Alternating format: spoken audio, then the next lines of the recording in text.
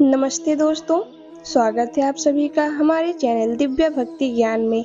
आइए आज के इस वीडियो में हम बृहस्पतिवार व्रत कथा एवं पूजा विधि के बारे में जानते हैं। प्राचीन काल में एक ब्राह्मण रहता था।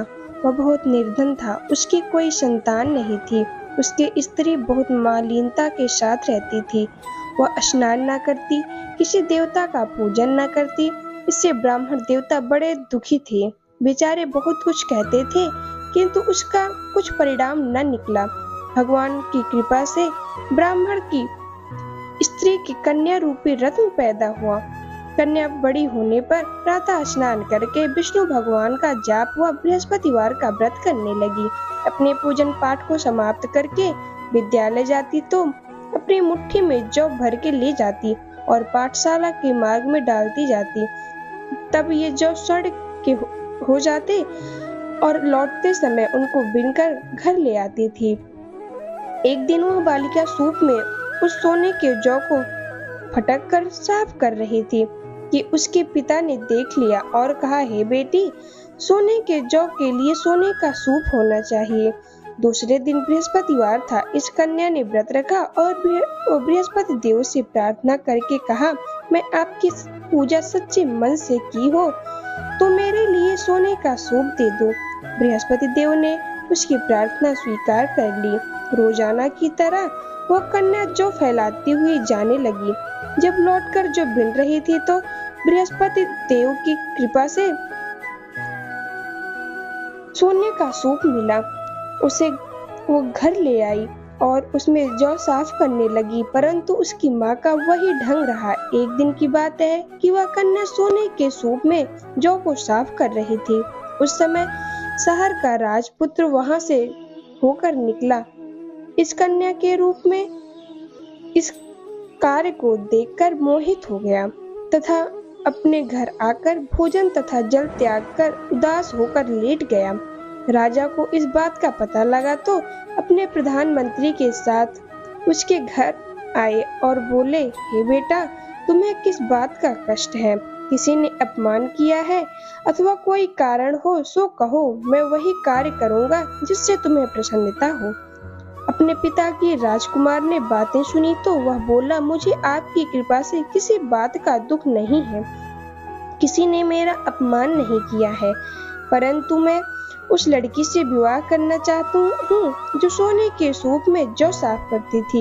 यह सुनकर राजा आश्चर्य में पड़ गया और बोला, हे बेटा, इस तरह की कन्या का पता तुम ही लगाओ, मैं उसके साथ तेरा विवाह अवश्य ही करवा दूंगा। राजकुमार ने उस लड़की के घर का पता बतलाया। तब मंत्री उस लड़की के घर गए और ब्राह्मण देवता को सभी हाल बतलाया। ब्राह्मण देवता राजकुमार के साथ अपनी कन्या का विवाह करने के लिए तैयार हो गए तथा विधि विधान के अनुसार ब्राह्मण की कन्या का विवाह राजकुमार के साथ हो गया। कन्या के घर से जाते ही पहले की भांति उस ब्राह्मण देवता के घर में गरीबी निवास हो गया। अब भोजन के लिए भी अन्न बड़ी मुश्किल से मिलता था। एक दिन दुखी होकर ब्राह्मण देवता अपनी पुत्री के पास गए। बेटी ने पिता की दुखी अवस्था को देखा और अपनी माँ का हाल पूछा। तब ब्राह्मण ने सभी हाल कहा। कन्या ने बहुत सा धन देकर अपने पिता को विदा कर दिया। इस तरह ब्राह्मण का कुछ समय सुखपूर्वक व्यतीत हुआ। कुछ दिन बाद फिर वही हाल हो गया। ब्राह्मण फिर अपनी कन्या के यहाँ गया और सारा हाल कहा तो लड़की बोली, हे पिताजी, आप माताजी को यहाँ लिवा लाओ, मैं उसे विधि बता दूंगी जिससे गरीबी दूर हो जाए। मैं उसे विधि वह ब्राह्मण देवता अपनी स्त्री को साथ लेकर पहुंचे तो अपनी माँ को समझाने लगी, हे माँ, तुम प्रातः काल प्रथम स्नान करके विष्णु भगवान का पूजन करो तो सब दरिद्रता दूर हो जाएगी। परंतु उसकी माँ ने एक भी बात नहीं मानी और प्रातः काल उठकर अपनी पुत्री के बच्चों का जूठन को खा लिया। इससे उसकी पुत्री को भी बहुत गुस्सा आया और एक रात को कोठरी से सभी सामान निकाल दिया और अपनी माँ को उसमें बंद कर दिया। प्रातःकाल उसे निकाला तथा स्नान करा के पाठ करवाया तो उसकी माँ की बुद्धि ठीक हो गई और फिर प्रत्येक बृहस्पतिवार को व्रत रखने लगी।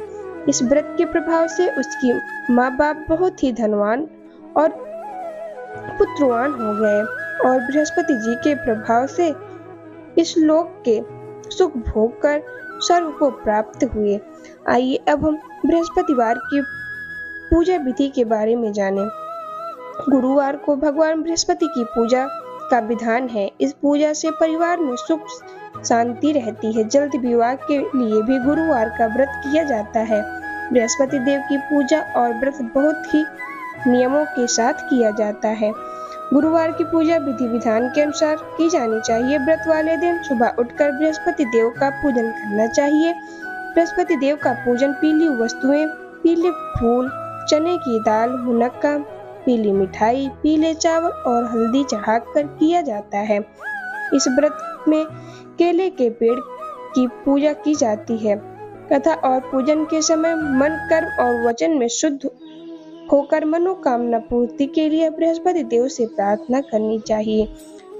दोस्तों, अगर यह वीडियो आपको पसंद आई हो तो वीडियो को लाइक करें और चैनल को सब्सक्राइब करना ना भूलें। धन्यवाद।